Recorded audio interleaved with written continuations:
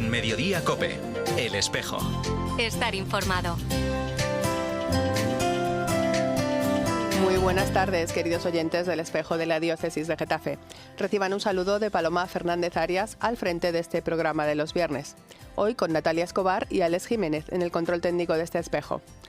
Hemos vivido una intensa semana dedicada a la santidad. Nuestros niños se han disfrazado de su santo preferido, cuya historia conocen bien, y han disfrutado de lo lindo en los colegios, en las parroquias y también en las calles.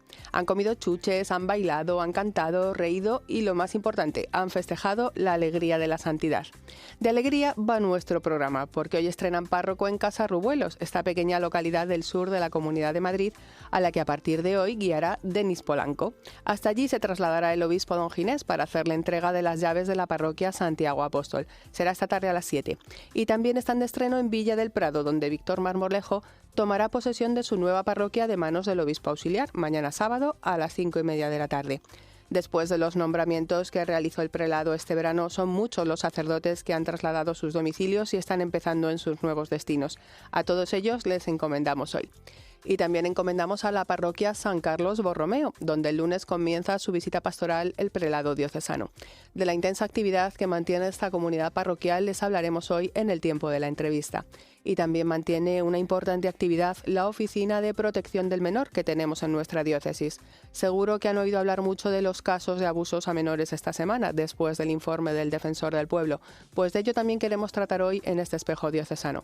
En unos minutos les hablamos de todo ello y de mucho más. Pero antes vamos a escuchar la carta semanal de nuestro pastor. Buenas tardes, don Ginés. Un saludo, queridos amigos del programa de la Diócesis de Getafe en la cadena COPE. Estos últimos días, los medios de comunicación, la opinión pública se han hecho eco del informe del Defensor del Pueblo sobre los abusos sexuales cometidos por miembros de la Iglesia. Es un tema triste, difícil, duro, que nos llena de dolor en lo más profundo del corazón y que rechazamos también desde lo más profundo del corazón, con dolor y con vergüenza. Este es el sentimiento primero que brota de nuestro corazón, el dolor por el daño que ha causado a muchas personas inocentes. Por eso creo que es bueno, necesario, reiterar la petición de perdón a las víctimas. Los obispos hemos valorado este informe del Defensor del Pueblo, especialmente el testimonio de las víctimas que se han recogido en el informe y que permite situarlas en el centro del problema. Al mismo tiempo, son valiosas muchas de las recomendaciones propuestas en este informe. Hay algo que el informe arroja y que creo que todos lo sabemos, pero es importante recordarlo. El problema de la pederastia, de abusos sexuales a menores, no es un problema de la Iglesia Católica, sino de la sociedad. Nosotros tenemos un tanto por ciento, posiblemente pequeño, pero no importa, suficiente para que nos avergoncemos de él. Pero esto no puede hacer que la sociedad mire para otro lugar. Piense que todo está en la Iglesia. No, es un problema social. Es verdad que nos ha llamado la atención también en el informe del Defensor del Pueblo estos datos que han dado pie a la extrapolación que hace que cientos de miles de personas, dicen, hayan sido abusados dentro de la Iglesia Católica. Esto no ayuda ni al informe ni ayuda absolutamente a nadie.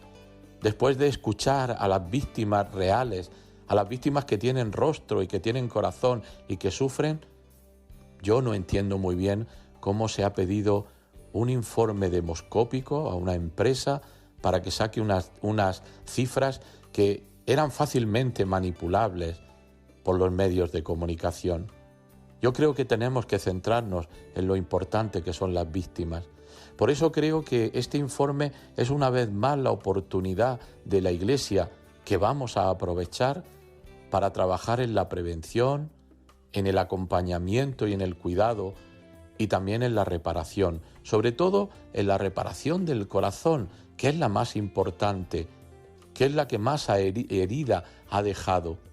Por eso estos informes, este informe, nos tienen que ayudar a todos, a toda la sociedad, también a la Iglesia, a comprometernos que nunca más vuelva a ocurrir esto y a poner los medios necesarios para que no ocurra. Pues muchas gracias, don Ginés, por este impulso pastoral en el que hoy nos invita a fijar nuestra mirada precisamente pues en ese panorama, ¿no?, que ofrece el informe del defensor sobre los abusos y cuál es la realidad de los hechos. Le esperamos el próximo viernes. Mientras tanto, vamos ya con el primer invitado del programa de hoy.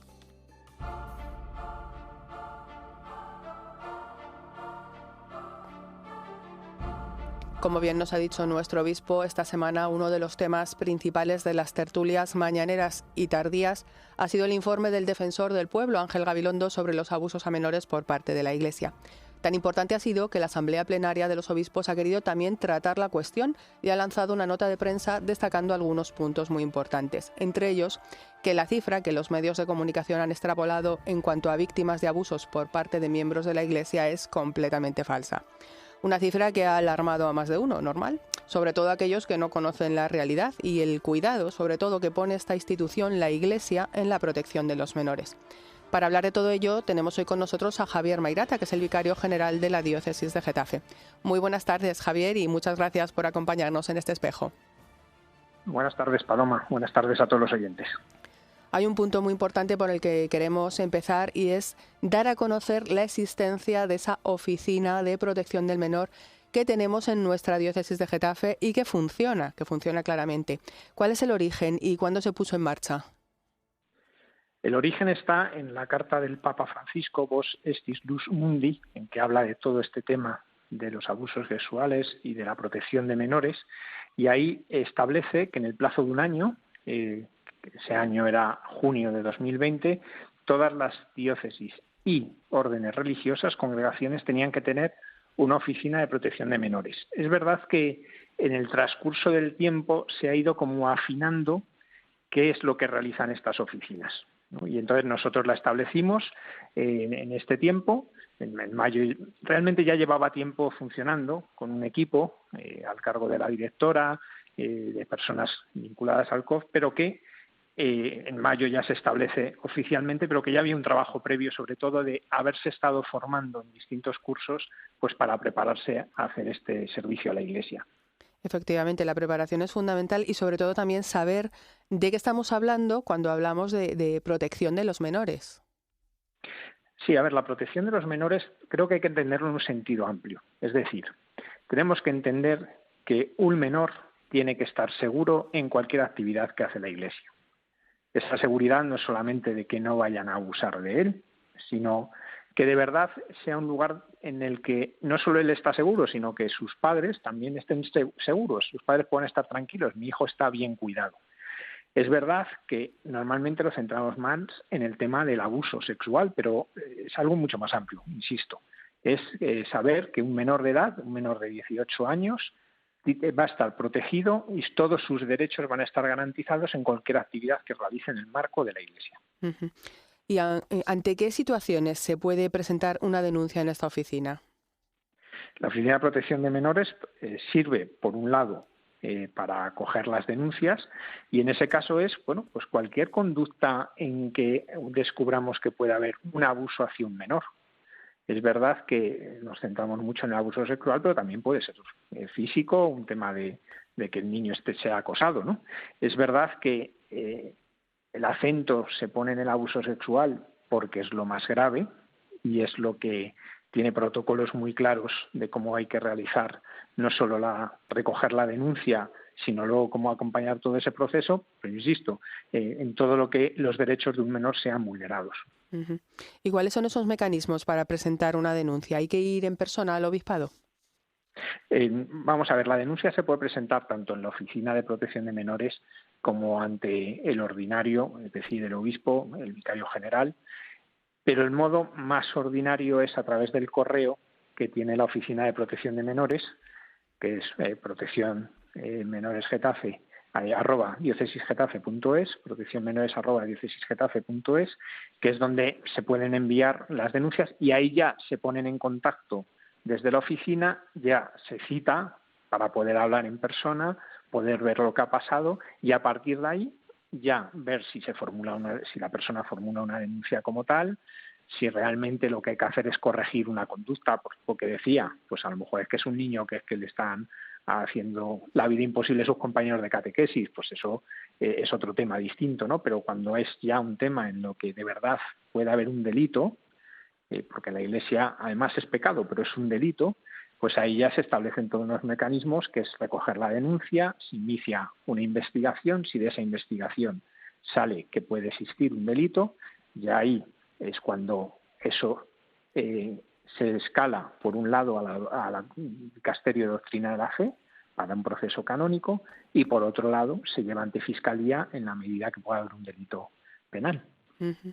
Bueno, hemos sacado este tema a relucir, no solo porque lo ha mencionado nuestro obispo en la carta, sino por la gravedad, ¿no? Que está y digamos el revuelo, ¿no? Que está organizando en toda la sociedad, hasta tal punto que los obispos han pasado una nota de prensa, ¿no?, a los medios de comunicación. ¿Qué han dicho respecto a este informe del Defensor del Pueblo sobre los abusos? ¿Qué les ha parecido? A ver, creo que es muy importante, porque el problema que ha habido con esto es que han extrapolado una cifra, cosa que no hace el informe, y a partir de ahí se ha generado todo el ruido mediático. Y es tristísimo, porque como bien indican los obispos, si hay una bondad en este informe es poner a las víctimas en el centro y escucharlas. Eso es lo más importante, lo que han señalado los obispos, porque es verdad que hacer de esto una estadística que es muy compleja, porque el fenómeno de los abusos sexuales es extraordinariamente complejo y por tanto es muy difícil encerrarlo en una estadística. Y ya si hacemos extrapolaciones llegamos a cosas a veces tremendas, no solo por números, sino porque haciendo extrapolaciones se pueden llegar a cosas muy ridículas. Pero que al final el ruido sea si son una cantidad, otros, si tú extrapolas, no extrapolas. No, aquí lo que nos tiene que importar es que las víctimas se ponen en el centro, cosa que la Iglesia lleva realizando ya hace años.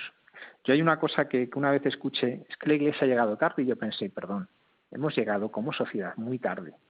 Y si algo indica este informe es que es un problema social enorme, enorme. Entonces, creo que si de algo tiene que servir este informe es para decir, oiga, aquí hay un problema, toda la sociedad ha estado mirando a otro sitio, vamos a empezar a mirar a las víctimas, vamos a escucharlas, que eso te cambia la vida, y vamos a ponerlas de verdad en el centro y vamos a ayudarlas, acogiendo sus denuncias, pero también acompañando en un proceso de reparación. Otra cosa que indica el informe del Defensor del Pueblo, que me parece que es interesante, es que habla del daño espiritual. Es curioso que en un informe así se hable de daño espiritual, pero es que es lo que se produce. El abuso en la Iglesia, y digo en la Iglesia porque es verdad que el que lo comete es parte de la Iglesia, pero el que lo sufre es parte de la Iglesia. Y cuando un miembro sufre, todos sufren. Y debemos hacerlo, este sufrimiento, cada uno de los cristianos propio nuestro. Pues cuando esto lo pone ahí, este sufrimiento espiritual indica algo. El abuso sexual en una persona, cuando sucede por parte de un miembro de la Iglesia, tiene una repercusión espiritual muy fuerte, muy grande y que deja una herida muy grande. Entonces, bueno, pues este informe nos ayuda a eso. Por desgracia, pues algunos lo han utilizado mal, lo están manipulando porque lo están utilizando para sus intereses y es la pena. La pena es esa, que perdamos la mirada de quién es importante, que es los que esto lo sufren.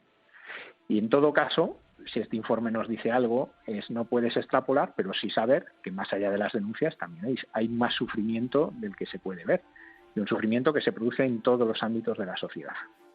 Pues Javier Mairata, pues muchísimas gracias por haber arrojado tanta luz, ¿no?, sobre este problema, y sobre todo gracias por esa labor que estáis haciendo para proteger a nuestros menores en la diócesis de Getafe sobre todo, y por compartir esta tarea con nosotros. Un fuerte abrazo y hasta pronto. Muchas gracias, un abrazo, hasta pronto. Y bueno, quien nos consta que también hace una gran labor en su parroquia es nuestro siguiente invitado. Vamos ya con él.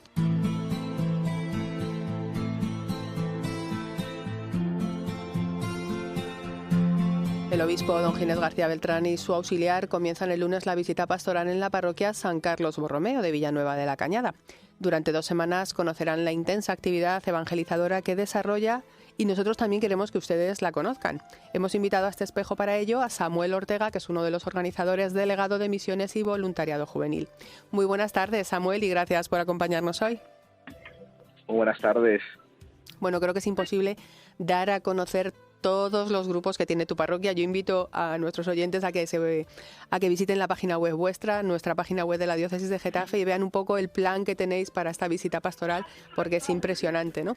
Pero bueno, yo me voy a servir del plan de pastoral de este año pues para hacer un pequeño bosquejo, ¿no? de todo lo que ofrece vuestra parroquia. Decía en su presentación del plan pastoral Jesús Úbeda, vicario episcopal para la evangelización y la transmisión de la fe, que uno de los puntos que se van a reforzar es el primer anuncio. Esto es fundamental en nuestra diócesis en los próximos 2 cursos, y sabemos que en tu parroquia hay muchísimos grupos que se dedican a esta fundamental tarea, de los que echará manos la diócesis para potenciar la evangelización. Sí, correcto. De hecho, concretamente yo me especifico en 2 que son que estamos trabajando en jóvenes, que es el de Cenas Alfa, que tiene unas matices muy buenas, que tiene una acogida, primeramente tiene una acogida radical, segundo son unas cenas, y después entraría el debate. Y también hay otro grupo que es muy bueno, que es, más que grupo es un retiro, que se llama FETA, que es de impacto al final y testimonial.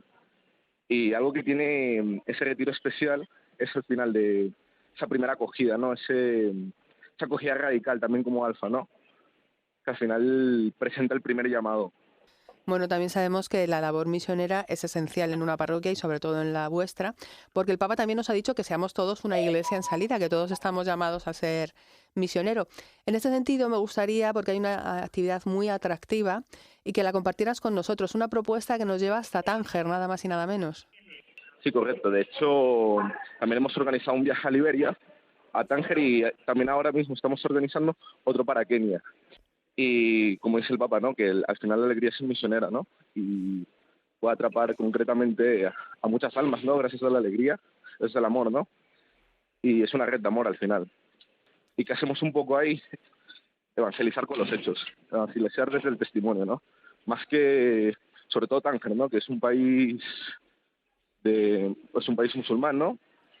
Y al final lo que hacemos es a través del servicio, ¿no? A través de la entrega, ¿no? Porque donde hay amor está Dios, y donde está Dios hay amor al final de cuentas. Y trabajamos mucho en eso, cuidamos mucho de eso. Y sobre todo, en las misiones cuidamos 3 cositas. La primera es la oración, que es preparar el corazón para los demás, y es el pulmón de todo. La Eucaristía también, que es el corazón de todo el viaje. Y cuidamos también la comunidad. Y por tercero, cuidamos a las personas a las que vamos a servir. Las cuidamos con el mismo amor que el mismo Cristo nos ha tratado. Bueno, otro de los puntos en los que se apoya la labor de vuestra parroquia es en las familias. En ese sentido, sabemos que estáis poniendo en marcha un nuevo grupo que se llama Hogares Marianos. Nos gustaría saber, pues, en qué consiste esta actividad y qué propuestas tenéis para las familias de la diócesis en vuestra parroquia. Se llama más que Hogares Marianos, es Lazos Marianos. Y lo que se hace un poco ahí es, ellos van a regresar a las casas un rosario. Cualquier familia que necesite para regresar un rosario, pues les piden a ellos y van y regresan un rosario. También hay otra propuesta familiar, que es la de la Virgen de Sheston, que es la Virgen peregrina. Y va de casa en casa a visitar al final, ¿no? A las familias. Qué importante es esa presencia, ¿no?, de la Virgen y, como tú bien dices, del rezo del rosario compartido para toda aquella familia de Villanueva de la Cañada, que es donde está tu parroquia, que lo necesite.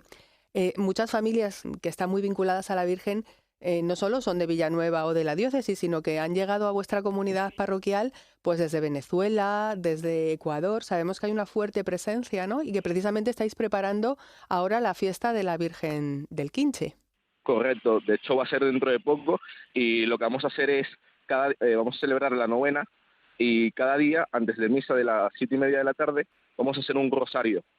Y lo otro, que los venezolanos tienen una fuerte, estrecha relación con los ecuatorianos al final, porque lo vemos como hermanos, ¿no? Tenemos una muy fuerte relación porque al final los latinos pues tienen ese afecto, ¿no? Ese cariño de que ven al final la Virgen como una misma madre, la Virgen de Quiché, la Virgen de Coromoto, ¿no? Y pues por eso se tiene mucho aprecio también. Uh-huh. Bueno, entre ellos mismos. No quiero terminar esta entrevista sin hablar de la juventud, porque tenéis muchísimo movimiento juvenil. Está allí la universidad también, la Alfonso X el Sabio, y muchísimos colegios. ¿Qué propuestas va a conocer el obispo diocesano? Correcto. Hay una propuesta muy buena que es de voluntariados, ¿no? Que lo que se hace es en el domingo de Príncipe Pío, a las 10:15 de la mañana, es un voluntariado que se llama Desayunos Solidarios. Y lo que se hace es hablar con las personas sin hogar que están ahí. Concretamente, más que hablar, ¿no? Es darle ese calor que tanto necesitan, ¿no? Así como Dios nos ha dado ese calor, ¿no? Y nos ha acogido, pues hacer un poco lo mismo, ¿no? De ir y acogerles con todo el corazón, ¿no? Y durante esas horitas que estamos ahí, son más o menos 3 horitas, y con la excusa de darles alimentos. Es verdad que en general no suelen necesitar alimentos, pero vamos con esa excusa para poder hablarles y compartir, ¿no? Al final de eso va un poco, ¿no? Compartir entre todos y ser universales en ese sentido. Bueno, desde luego tu parroquia sí que podemos decir que es universal. Muchísimas gracias, Samuel, por haber compartido.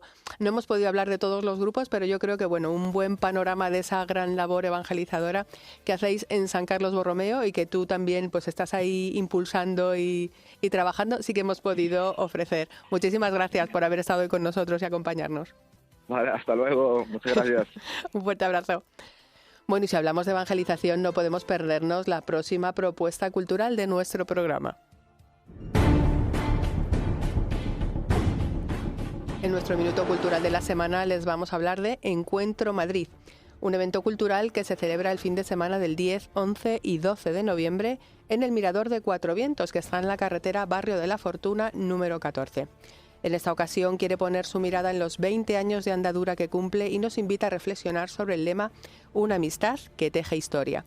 El programa de este año cuenta con varios participantes del ámbito diocesano, como la delegada de Anuncio, Catecumenado y Catequesis, María Barber, la familia Romero, misioneros de Alcorcón, o Clara Fontana, que es la directora académica del Colegio Internacional Colbe, de Villanueva de la Cañada.